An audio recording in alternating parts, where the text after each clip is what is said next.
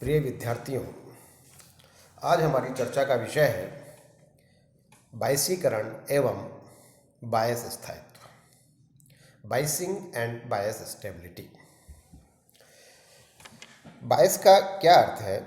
हम जानते हैं कि जब भी किसी ट्रांजिस्टर को परिपथ में प्रयुक्त किया जाता है तो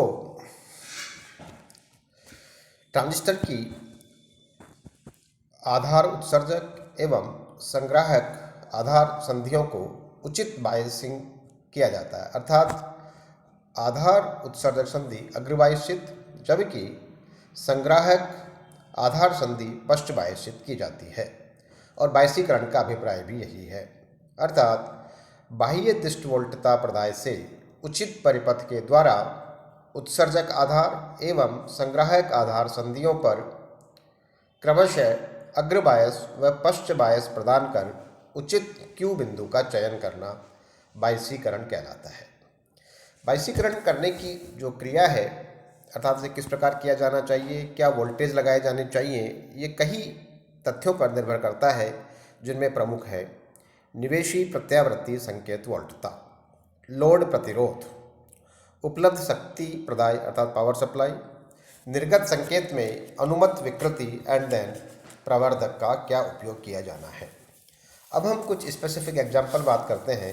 सबसे पहला हमारा एग्जाम्पल है वो है नियत बायस, फिक्स्ड बायस। फिक्स्ड बायस का परिपथ आपके सामने प्रदर्शित है। अगर आप इस परिपथ में देखते हैं तो इसमें एक NPN ट्रांजिस्टर हमने काम में लिया है, तो कॉमन एमिटर कॉन्फ़िगरेशन में लगाया गया है। इस परिपथ VCC एवं RB के द्वारा आधार पर नियत धारा IB प्रवाहित की जाती है। अगर हम इसका गणितीय विश्लेषण करना चाहें और हम समझना चाहेंगे कि हम इसे नियत बायस क्यों कहते हैं, तो आप देखिए, अगर इनपुट जो लूप है हमारा, अगर वहाँ हम किरचॉफ के नियम से समीकरण लिखें तो हम लिखेंगे VCC बराबर IB RB प्लस VBE। और जैसा कि आप जानते हैं कि VBE का मान VCC की तुलना में बहुत नगण्य होता है, हम इसे छोड़ सकते हैं।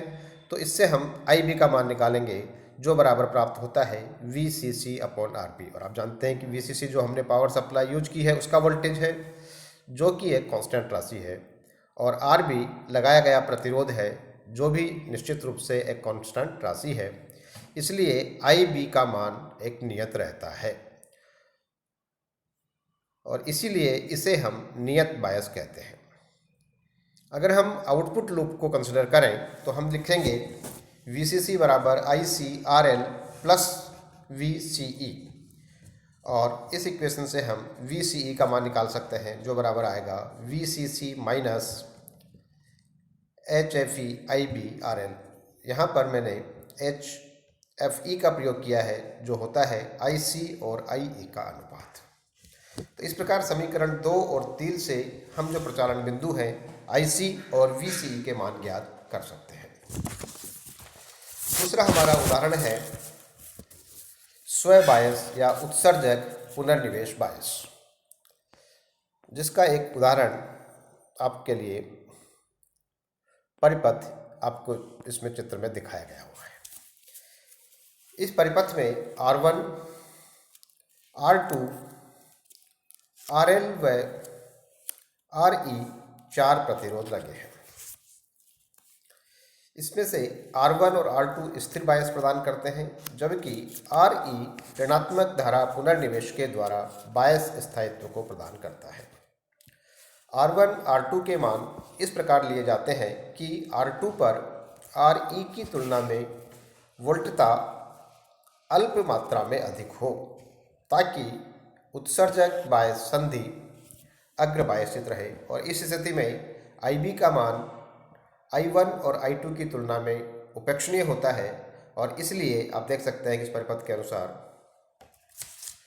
I1 और I2 के मान लगभग बराबर होते हैं। इन सभी परिपथों का विश्लेषण गणितीय रूप से हमने जो PDF नोट आपको प्रेषित किए थे कल, उसमें विस्तार से किए हुए हैं, जहां से आप देख सकते हैं। और यदि आपको कहीं पर भी कोई समस्या आती है, कोई दिक्कत होती है, तो आप मुझे अपने व्हाट्सएप नंबर के द्वारा संपर्क कर सकते हैं। Thank you.